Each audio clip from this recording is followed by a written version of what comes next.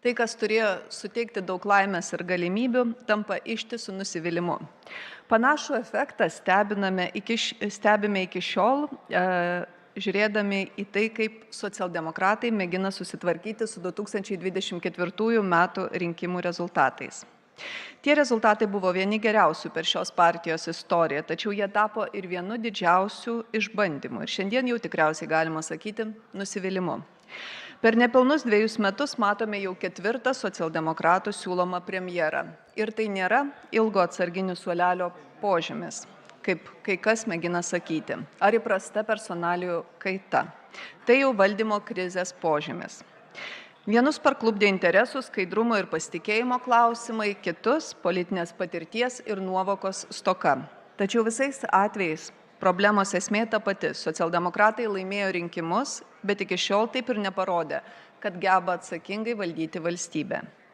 Šiandien Seimas apsispręs dėl dar vieno kandidato. Tai dar vienas bandymas pradėti iš naujo. Dar vienas pažadas, kad dabar jau tikrai bus kitaip. Gerbiamas Mindaugai Sinkevičiau, pastarosiomis dienomis ir šįryt Liberalų sąjūdžio frakcijoje jūs kalbėjote apie naują puslapį, apie dialogą, apie telkimą ir apie būtinybę veikti ryžtingai. Teisingai vardijote 2 svarbiausias valstybei temas – saugumą ir demografiją. Kryptis išties teisingos, tačiau stebina tai, kad apie jas kalbama taip, lyg socialdemokratai tik dabar ateitų į valdžią. Lyg dabar būtų kitas rytas po rinkimų, o už nugaros nebūtų beveik 2 metų klupinėjimo, sprendimų vilkinimo, politinio neapibrėžtumo ir neišnaudotų galimybių. Naujas puslapis neatsiverčia vien todėl, kad pasikeičia pavardė ant premjero kabineto. Naujas puslapis prasideda tada, kai nauji valdantieji aiškiai pasako, kas buvo padaryta blogai, kas už tai prisiima atsakomybę ir kas konkrečiai nuo rytojaus bus daroma kitaip. Kol kas mes to negirdime. Girdime nemažai pasižadėjimų, bet Lietuva per pastaruosius mėnesius girdėjo labai daug pažadų.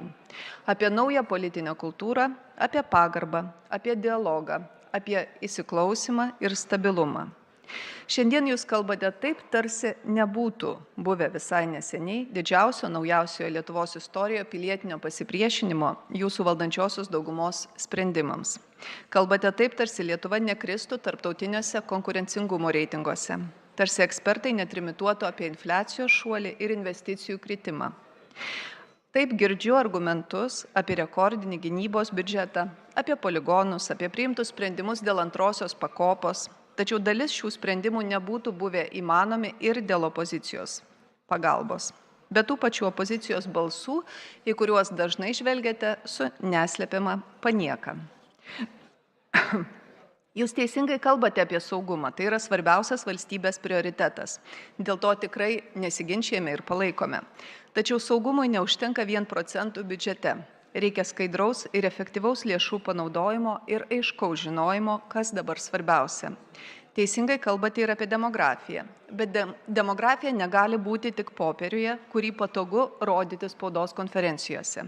Demografijai reikia konkrečių sprendimų dėl būsto prieinamumo, vaikų priežiūros, darbo rinkos lankstumo, grįžtamosios migracijos ir pasitikėjimo valstybė.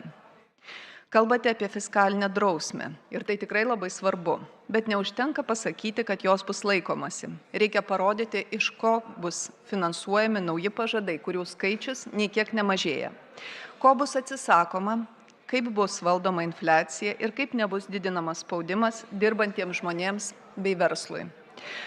Valstybės valdymas nėra bandymų poligonas. Lietuvai nebereikia dar vieno leiskime pabandyti. Lietuvai reikia vyriausybės, kuri žino, ką daro ir prisiima atsakomybę už pasekmes. Liberalai laikosi nuostatos išsakytos dar 2024 metų pabaigoje. Atsakomybę valdyti valstybę rinkėjai patikėjo socialdemokratams. Mes savo balsais palaikome tuos sprendimus, kurie būtini valstybės saugumui ir esminiams nacionaliniams interesams. Tačiau pareiga suformuoti koaliciją ir vyriausybę tenka socialdemokratams. Todėl Mindaugo Sinkevičiaus kandidatūros mes palaikyti neketiname. Ne todėl, kad Lietuvai linkėtume nestabilumo, priešingai. Todėl, kad stabilumas negali būti statomas ant opozicijos balsų. Valdantieji patys privalo įrodyti savo daugumos gyvybingumą.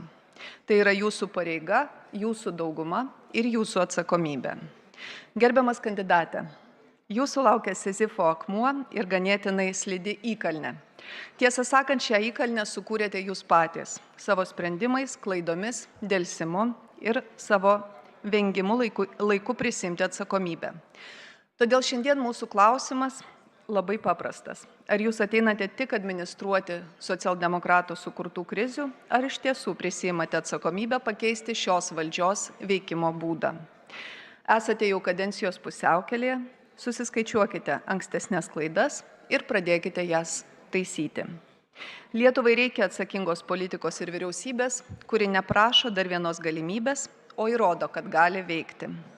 Viliuosi, kad garsiai išsakytos mintis apie dialogo politiką ir dialogo svarbą nebuvo tušti pažadai. Bet kokiu atveju linkiu sėkmės ir prisimant šią tikrai sudėtingą atsakomybę.